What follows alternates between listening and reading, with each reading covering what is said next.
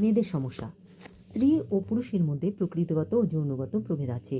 প্রকৃতি নারীকে দিয়েছে মা হবার বাড়তি দায়িত্ব। সুতরাং সুস্বাস্থ্যের অধিকারী হওয়া এবং শান্তভাবে ও হাসি মুখে থাকা নারীর পক্ষে অত্যন্ত প্রয়োজন। এছাড়া শিশুর যত্ন এবং গৃহস্থালী সংক্রান্ত কাজ সম্পর্কে তার শিক্ষা থাকা প্রয়োজন। এরকম সব কিছু দায়িত্বই মেয়েরা নিতে সক্ষম যদি তারা সুস্বাস্থ্যের অধিকারিণী হয়।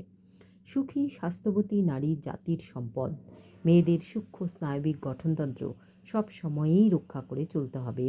কাজেই আকুপ্রেশার শরীর বিদ্যা জানা থাকলে মেয়েদের খুব কাজে লাগে। দৈনিক আকুপ্রেশার চিকিৎসায় হিস্টেরিয়া, ভীরুতা, যৌন শীতলতা, স্নায়বিক দুর্বল্য, অবসাদ প্রভৃতি সমস্যা থেকে মেয়েরা মুক্ত হতে পারে। ৬-৭ বছর থেকে প্রতিদিন সমস্ত অন্তঃস্রাবী অনালগ্রন্থির চিকিৎসা চালিয়ে যেতে হবে। তাতে মাসিক স্রাবের সমস্যা হবে না। দৈহিক ও মানসিক স্বাস্থ্য উত্তরোত্তর ভালো হতে থাকবে। মাসিকের সমস্যায় যেমন যথাকালের পূর্বে অথবা অনিয়মিত কিংবা যন্ত্রণাদায়ক রজস্রাব, কম অথবা অতিরিক্ত রক্তস্রাব এবং মাসিকের আগে, মাসিকের সময় অথবা পরে কোমর ব্যথা প্রভৃতি সমস্যাগুলি দেখা দিলে ১১ থেকে ১৫ নং বিন্দুতে সমস্ত অনাল গ্রন্থিগুলিতে চাপ দিলে খুব ভালো ফল পাওয়া যায়। কবজির দ্বয়ের উভয় পাশের এই বিন্দুগুলি মালিশ করতে হবে। এই চিকিৎসা চালিয়ে গেলে ২ থেকে ৩ মাসের মধ্যেই মাসিক নিয়মিত হবে এবং মাসিক সংক্রান্ত সমস্ত সমস্যা দূর হবে। যাদের বয়স ৪০ বছরেরও বেশি তাদের অনেকেই কর্মব্যস্ত থাকেন না, সংসারের জন্য খুব বেশি চিন্তা করেন এবং ভাবপ্রবণ হন। তাদের ক্ষেত্রে মেনোপজে সমস্যা দেখা দেয়।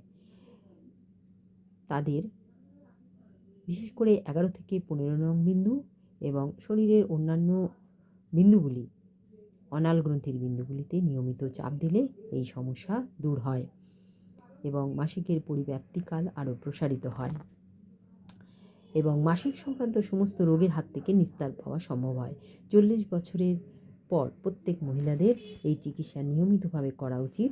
এছাড়া এই চিকিৎসার ফলে ভীরুতা ও নিস্তেজ ভাবও দূর হয়।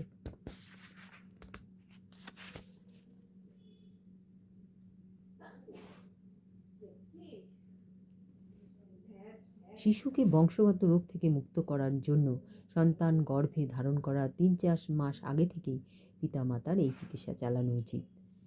এমনকি যাদের সন্তান হচ্ছে না তারা যদি ৪ থেকে ৬ মাস এই পদ্ধতি নিজেদের ক্ষেত্রে প্রয়োগ করেন তাহলে সন্তান ধারণের সম্ভাবনা বৃদ্ধি পায়।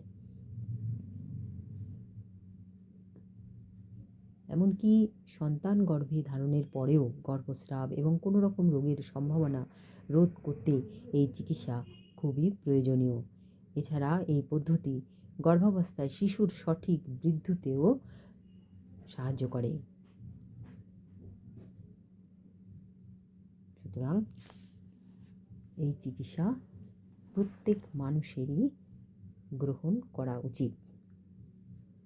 সুস্থ থাকুন, ভালো থাকুন।